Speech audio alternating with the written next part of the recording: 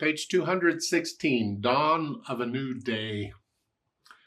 This is an example of a French horn solo with piano accompaniment. You get these a lot. And if you are a teacher and you're working with a French horn player, you need to be able to play their part to make sure they're playing the right notes. Because on a French horn, it can get tricky. I mean, it's a touchy instrument. If your lip embouchure isn't just right, you get harmonics that you don't want. Then you're playing the wrong notes. Just go through the whole process. Look it over. It's a little over, what, a page and a half long or something? Something like that, whatever. The clef signs are appropriate. For piano, it's treble and bass, and the French horn uses treble. That's fine. And then one flat. There's two flats for the piano part, so that's the concert key. We're in the key of either B flat or G minor. I'm guessing we're probably in B flat. The French horn part has one flat because remember, a French horn is a different instrument. It's not concert keyed. And 3/4 time. So on this French horn part, let's look at this starting in measure 5 when it comes in. Remember when a French horn sees a C in the music, it comes out on the piano as an F here. Go down to an F. It's a fifth down.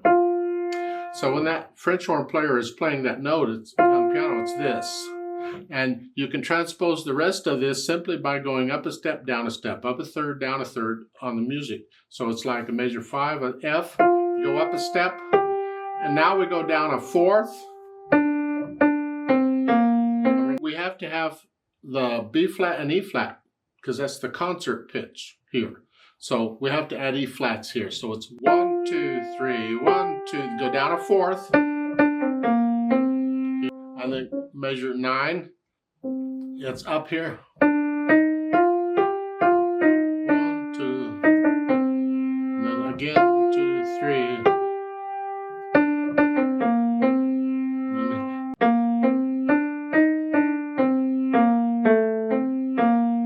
Fortunately, that last line, they're all pretty much a step up or a step down, and that makes it easier. You just have to remember to do the B flat and E flat because that's what it is. And that's what the notes would sound like on a piano if a French horn were to play this in their music. That way you can tell, are they playing the right note or not, and help them out. Now let's talk about the piano part. I go through all of this part of, can you play the French horn part and be able to play it and help them out? That's the role of the teacher. Now we got to switch our hats around and we got to do the role of the accompanist. It's a different thing altogether, because on a lot of players, an accompanist doesn't help the soloist so much. They're supposed to know their part. It's up to the accompanist to know their part well enough that they don't get in the way or distract the soloist. So you got to know your part really well, this piano part. And we'll go through that process I did before, where I've already looked at the front part of it, and this, I just want to know what these. And that's tied now. I'm going to hold it down.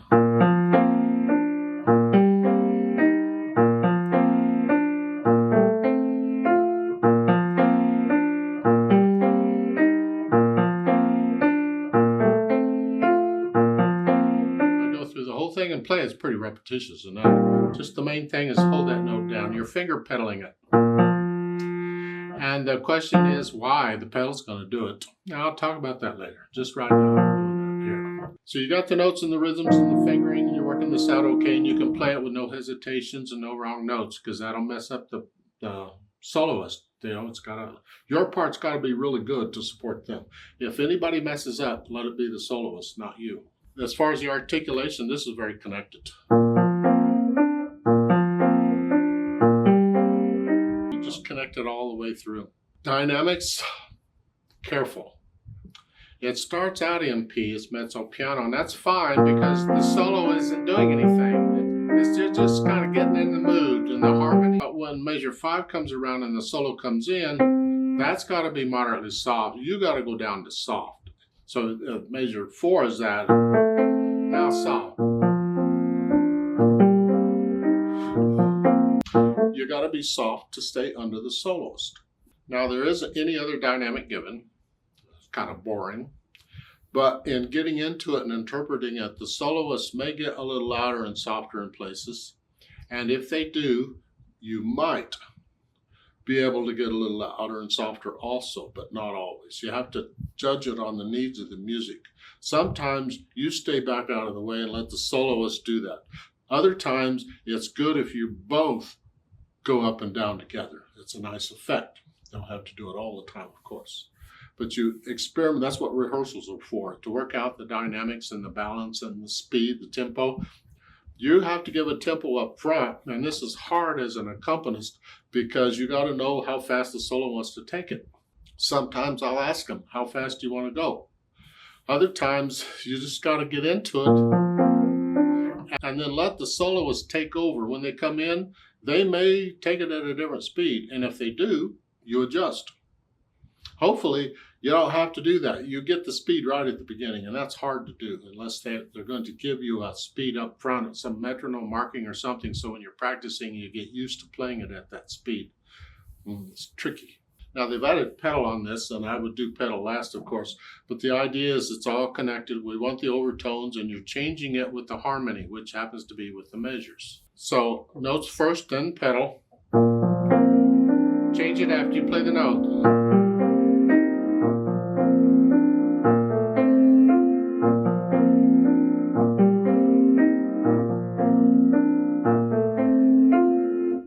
Question is, why do I have to finger pedal the note if the pedal's going to hold it down?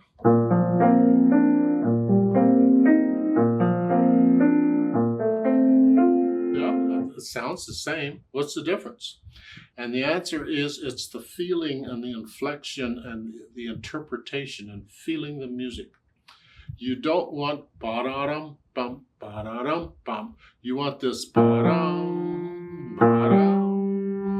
Feeling. You want that feeling. That's what you want.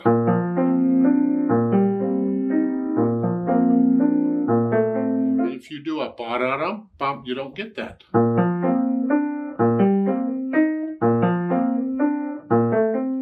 It's a different feeling. It's a different inflection. So just because the pedal's holding the note down doesn't mean you can lift up the finger. The times when we lift up the fingers early like that is when we have to move. And we need the pedal to help us connect notes because we're moving around. This kind of a thing, you're playing it technically the same with or without pedal. The pedal just adds the harmony and the overtones is all it does.